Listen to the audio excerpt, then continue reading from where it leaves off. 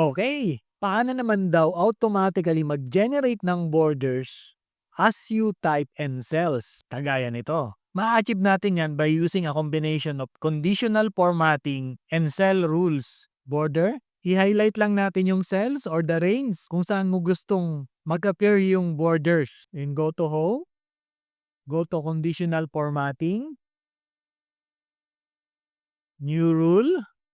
So select lang natin dito yung use a formula to determine which cells to format. Then, encode natin yung ating formula equals length function, open close parenthesis. So doon tayo mag-start sa B3 na cell, B3. Greater than 0. So yan yung formula na nag-check if the length of the content doon sa cell is greater than 0. Example, kung hindi empty yung cell, Excel applies the border formatting. Go to format para malagyan natin ng outline. Punta tayo sa color, select natin ng red, click outline.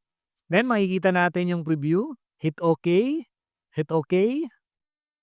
So not empty itong mga cells na to. Kaya nagkaroon na siya ng border. Apple, 100, 25 rupees, orange, strawberry, grapes, banana. And that's it. Follow my Facebook page and subscribe to my YouTube channel for more tutorials.